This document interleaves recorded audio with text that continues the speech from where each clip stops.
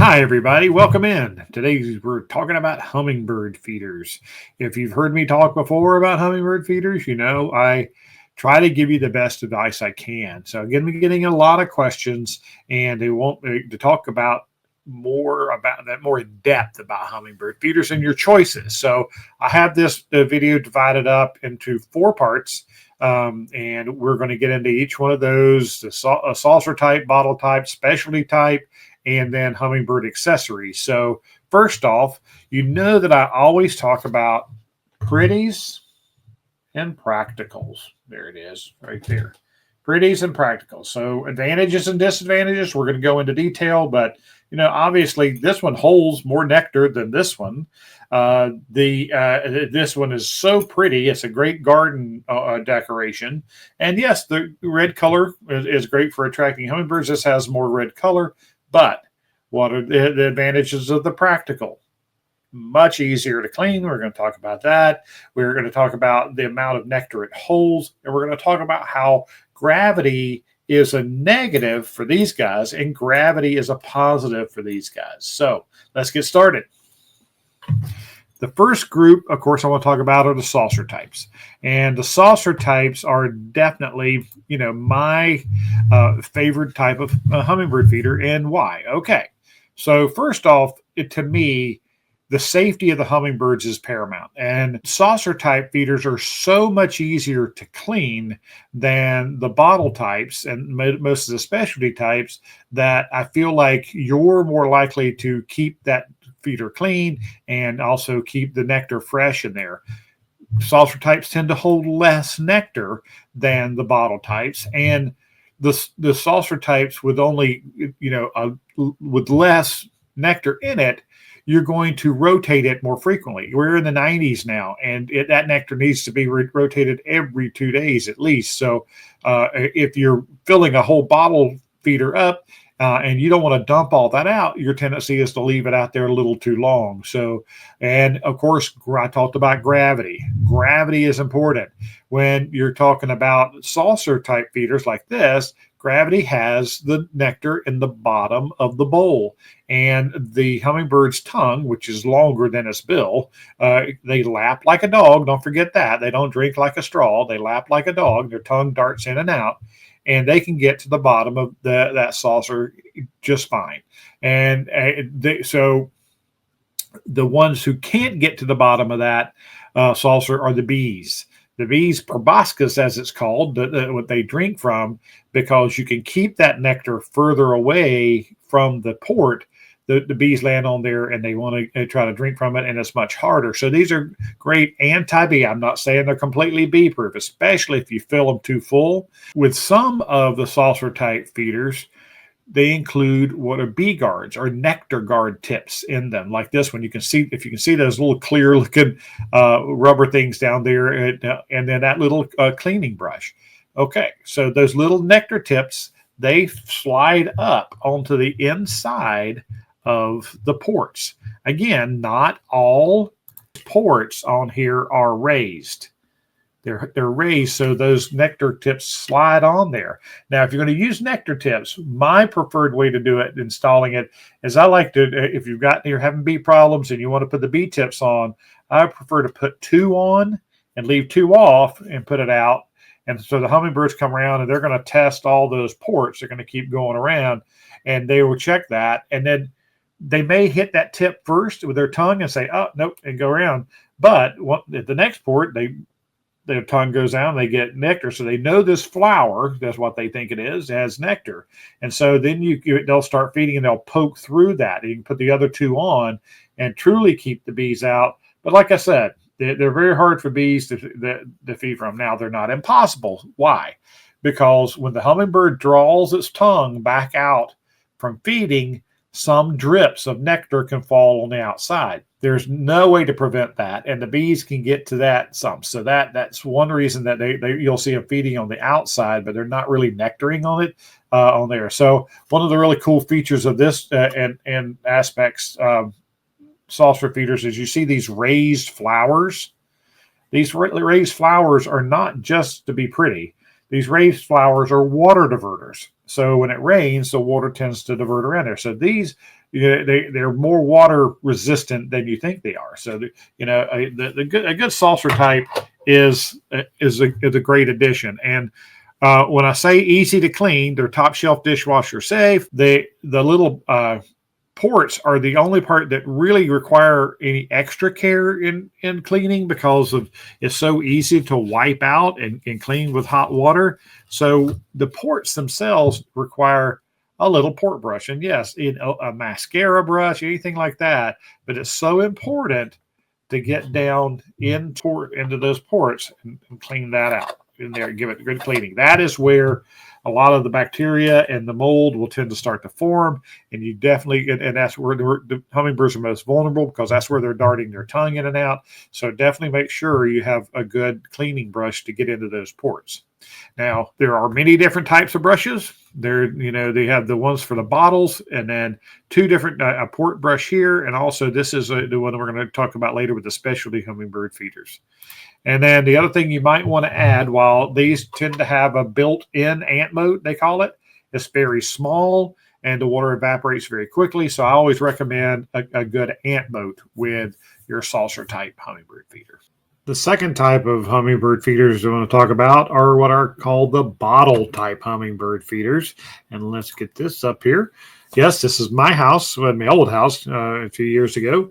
And this is a very beautiful feeder. And I used it for several years, and I conjunction with the saucer type that was just situated over there to the right. I like to have at least two out. The reason I felt like I had to is because the bottle type hummingbird feeders, and this one certainly was the case, would get overrun with bees later in the season. And so quite often this just became the sacrificial lamb bee feeder, so that the hummingbirds could get to the saucer type feeder that the bees wouldn't bother. So pros and cons of bottle type feeders. I talked about how gravity is your enemy, because gravity keeps that nectar right there in the base at the ports. So there's very little distance between the nectar and the opening. It's a great feeding angle for the hummingbirds, and they really like it. But because it's so close to the ports on top, two things can happen. One is swaying in the wind, the nectar tends to splash out more. And also inside that bottle, there's always an air gap. I mean, if you filled it all the way to the very rim as tight as you possibly could, well, that may help a little, but usually you don't want to fill that much in there. And there's always a gap of air, a space of air in the bottle. So when the air pressure changes outside the bottle, it changes inside the bottle. And literally, when it expands, it can actually push the nectar out those ports at the bottom. So I don't go as far to say it's guaranteed to leak, but boy, they do have a problem with leaking. And you get the sugar water on underneath the feeder, and then it, of course, attracts ants, and ants find their way up there. But we know we can battle ants, but that's certainly a negative of this type feeder. The other negative, of course, is just much harder to clean than the saucer types. As we say, generally the bottle types can be very pretty. And one thing they have done over the years is greatly improved the ability to clean them. They have a base that comes apart, and so they can be washed and cleaned more thoroughly. But they also have, a lot of them have increased the bottle opening size of the feeder, so it's easier to get brushes up in there to help clean them. But then again, needing a brush to clean them discourages some people from keeping them really clean. So this is a new type here versus the old type. Quite literally, that feeder on the bottom left, there's been more of those feeders sold, hummingbird feeders sold, than all the other hummingbird feeders combined. That feeder's been around. It's still a really good seller because my mother uses it, my grandmother uses it, my uncle uses it. You hear that all the time. Where is it? And they want to buy it. And that's why we try to educate them on the importance of cleaning. And the other thing, of course, this picture illustrates is those yellow bee baskets on that bottom left feeder, and those quite often get coated with the nectar from dripping as it comes out of the bottle, and also the air pressure pushing it out. And so the bees are just all over this bee baskets, and to me, not as that effective of keeping the bees off the feeder. And we also know that yellow attracts bees, the color yellow. Hummingbirds nectar from red flowers because they know they're going to more likely have nectar in them, and because bees tend not to nectar on red and orange flowers. So leaving the yellow off of your hummingbird feeders is a move that a lot of companies have made a long time ago, and but some are still holding on to the old tradition because that's what they've always looked like, and they sell very well, and the people like them. But the one on the left, the bottom left, the pricky pad, is a great example of having to get a good bottle brush that can get up there and bend in to get up in there and scrub out, especially if you forget to clean it for a couple of days and the black mold starts to form in there. You definitely got to get that out of there. So a more practical type of bottle type feeder is this one. We call it the Texas Hummingbird Feeder. Because they're made in Texas and they're all over. This is a really popular feeder, and I really like them too. I've seen them used in a lot of places. But again, you need to be good at cleaning it out. It does have the two-piece base that you can get into and clean very well, but that's a real small bottleneck. So again, getting up in there with a bottle brush and cleaning it is going to be a little more of a chore. One thing I do like about their base design is it's not as vulnerable to the shaking that I talked about. It's very hard for the nectar to splash out onto the feeder. And also the size of the ports and the distance down to the nectar is a little more favorable. So it's hard for bees to nectar off of this feeder. Not impossible, but it's actually a really, really good seller. And if you feed a lot of hummingbirds, and I mean, hey, you have to change your nectar and your feeders or refill them 2 or 3 times a day, the big 32-ounce bottle on the right is a really good option for you. But you do, like I said, the proper brush for cleaning that. And there's lots of different kind of brushes out there. So, and we're going to talk more about them. But a brush that can get up in there far enough and also can bend so that you can apply pressure around the bottle where you're getting and get up against that mold that's gotten stuck to your glass in there. So a good type of brush. And of course, those ports, just like the saucer type, you need a little port brush that gets down in there and cleans those ports out. Now, we've talked about bees and hummingbird feeders, and the bottle feeders are the ones that are most vulnerable to it. You can, by seeing in these pictures, you can see they can really take over. And what are some of the methods to keep them out? I recommend a sacrificial lamb feeder. I don't recommend killing bees at all. They're so important. We need them. They're our friends. So one feeder, maybe like this, filled with a little sweeter hummingbird nectar, like maybe 3-to-1, and placed away from your other hummingbird feeders, like at the other end of the deck or on a pole, to draw the bees out and feed on that. And your feeders that are harder for the bees to get into, like the saucer types, placed somewhere else, with your feeders where you can see them, you can enjoy the hummingbirds. That's one of the ways that we deal with bees at your feeders. And of course, ants. These are great. You do need an outside ant moat for most of these. Some of them will come with what's called a built-in ant moat, but a lot of times those are not deep enough. Hi, and the third part we're going to discuss are the specialty hummingbird feeders. Right now, hot on the market, there's no better example than probably the camera hummingbird feeders, which is basically just a bottle type of hummingbird feeder with the camera built in so that the nectar stays around the outside and not it makes contact with the camera. So you get to, but taking it apart, multi pieces to the base. The flowers can be cleaned out with a bottle brush, things like that. So this is truly a specialty. Right. And then there are many others. There's countless, and I cannot cover all the specialty hummingbird feeders, but just let me tell you this right. Okay, I've been in business for 23 years. I ran nature centers before that, and which we had gift shops and we sold hummingbird feeders. I have been through a lot of hummingbird feeders in my career, and I have seen companies come and go. I've seen designs come and go.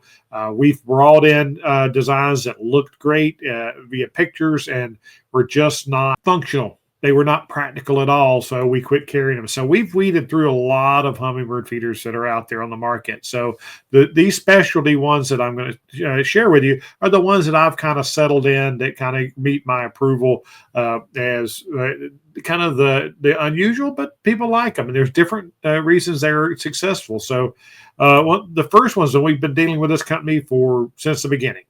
The original company was named Holland Hill, and I think out of Oklahoma, and they created this whole line of hummingbird feeders using test tubes for their feeding distribution, the food and nectar holders. So, and this is at Rouchard, and if you can see it, I don't know how well you can see it online, but you can see the tongue that is reaching the nectar, which is a good ways away from where the tip of the bill is, but their tongues are so long. These feeders actually work really well. Now, I know that many of you are going to say that doesn't hold nearly enough nectar in my yard. Well, maybe so. The great thing about these is quite often you don't use them just by themselves. You have to have other nectar sources available, like potted plants and things. And this particular model I really like. It's got a good size hook, but on the bottom is also a secondary hook that you can hang in basket from below it. So, and this one, yes, these angles on these tubes this is just fresh out of the box. Those need to be bent down so that they're more horizontal, so you get the hummingbirds can feed eater from it. One of the ways that people who use these, like Ruth, manage them is they buy extra tubes. Yes, we sell extra tubes and extra caps, but a lot of people, when they buy this one that has 3, they'll buy 3 more tubes with it, and in the refrigerator they'll have like an old yogurt cup in there. And then when they mix up their nectar, they'll mix 6. And then they'll put 3 of them in the nectar cup with the red cap sticking up, of course, and put it in their refrigerator. And then they put the ones in their feeder and they put it out. And then when they go out to change the tubes, they take the ones from the refrigerator and trade them out, and then go back in, clean up those, and fill them, and then put them back in the refrigerator. So the process continues. Now, this does require a little bit of a specialty brush, a test tube brush that fits down in there, but they really are super easy to clean if you got the right tool for the right job, as my friend John used to say. So the test tube type specialty hummingbird feeders, and another one that's gained really popularity in my store in the last year and a half, 2 years, are the copper hummingbird feeders, they call them, and these are truly bee proof. I mean, these guys are the bees can't get in them, and it's wonderful. Now, yes, you probably would want to use a nectar protector with it, but this one comes with 2 cups. So again, fill them both, put one in the refrigerator, and then when you go to change them out, grab the one out of the refrigerator, take it out, switch it out, clean it up, then repeat the process. It keeps it going. They're a great feeder. These are, like I said, becoming very, very popular. And then really, really beautiful, but also practical. This is Lone Wolf, made in New Mexico. The copper hummingbird feeders are made in Arizona. These are made in New Mexico. And they many different designs, and they're all handmade. The husband does the pottery, the wife does the hand painting of it. And yes, hummingbirds do use them. I mean, those flowers are great targets for them, and they stick their bill in there. It takes a little bit more to clean them, because the cap does remove where you put the nectar in, but you also can get your finger in there and also a brush in there and move it around to clean it out. So it is a real pretty, but it is very practical. All right. And of course, people like attaching hummingbird feeders to their windows. This is one that's made specifically for that. Comes with suction cups, and the suction cups stay on your window. And this one actually has a built-in the ant moat there. You can see the ant moat around the outside, and it clips onto your suction cups, and then you can just take it off of there, take it inside. You can actually leave the nectar protector or the ant mode on the window as well, and just take out the saucer out there and pop it open and clean it out. Very easy to clean. Little port brush there. So another specialty feeder, and probably one of the more, again, most popular gift items / hummingbird feeders. And of course, no, they're not super practical, but they are fun. And those are the hummingbird rings. And they come in different colors. And yes, how do you get them to use it? You have plenty of, you've got other hummingbird feeders out. You can put the ring out. We have little tables that they can sit in, and the hummingbirds will come and feed from it. And then you can go out, sit down, and Carol's holding the ring there, but you can actually put it on your finger if your finger's the right size for the little ring, and just sit there with your hand very still, and you sit very still, and they'll come drink right out of it, as this picture shows. So pretty cool specialty hummingbird feeders, and they're not all impractical. Some of them actually are pretty practical. So they are worth giving a try. Hummingbird accessories. I told you I'd touch on these briefly just to help you out with some little extras. Water can be a real problem, dilutes your nectar. And also we always talk about adding extra red color, especially if you've had trouble attracting hummingbirds. So there are several domes, protective domes or hoods on the market that can add that extra color. Some are much more pretty than others, but the practicality of them is, you suspend that hummingbird feeder under them, especially a saucer type, and they help keep the rain out of your hummingbird feeder. So protective domes kind of speak for themselves. And a lot of people that want to attach a hummingbird feeder to their window. Now I covered one over in the specialty type, but this one is an item called the Great Hang Up. It's the strongest suction cup hanger I've ever found for my windows. I use them, and you can hang any hummingbird feeder you want from them on your window. And that hanger can go the other way up, where the hook is on the top, or like this, so the hook's on the bottom, whichever way you prefer. And you can hang your favorite hummingbird feeder from that. Really great, especially like if you're worrying about raccoons. They can't climb glass, so especially this is on a good size window in the center and up kind of high, then you shouldn't have any problems with the raccoons getting to your feeder. And we also talked about ant moats. I tell you, don't buy and use neck protectors that have chemicals in them. There's one that has pyrethrin in it, and it suspends over your hummingbird feeder. I truly do not believe in them. Just water. Water is the simplest, easiest, cleanest way to protect your feeders against ants. I had one person recently told me that his ants could swim. Well, I've been doing this for 40 years, and I've never seen ants that could swim.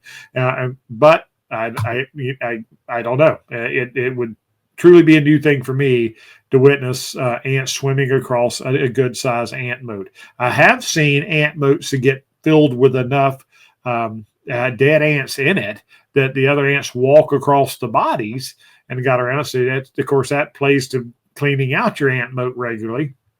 And they're different colors, red, of course, and the pretty scallopy type, or the plain clear ones, or the plain red ones here. This is showing how to properly hang your feeder under an ant moat. People get confused about it. I've had people try to hang them upside down and then suspend the hummingbird feeder that way. No, this is a cup. So you're going to fill it with water. And so you want the hummingbird feeder hanging from the bottom. And there is an S hook that comes with it that makes it easier for you to be able to take your hummingbird feeder off it, so you can leave it out there if it doesn't need water, but it needs to be cleaned out every so often. The chickadees and goldfinches, small birds, use them to drink from them like their own personal bird bath. So ant moats are definitely a trick. And then, of course, good brushes.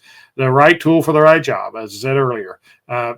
Brushes that fit the needs of your specific hummingbird feeder, but keep those ports clean, keep the bottles clean, keep that black mold from forming in there. And if you do get some in there, get the right kind of brush that will get up in there and clean that out. We love our hummingbirds and we want to take care of them. And you can do that with selecting the right hummingbird feeder for your situation and keeping it clean. And remember, the hummingbirds will, in our area, they'll stay until early October anymore, sometimes mid-October. So be diligent, clean it out, and hopefully you'll get hours and hours of enjoyment from your hummingbirds. Like the program, please give us a like, give us a share. If you're on YouTube and you haven't subscribed yet, please do, and hit that notification bell. It'll remind you when I'm on next. Until next time, let's talk birds.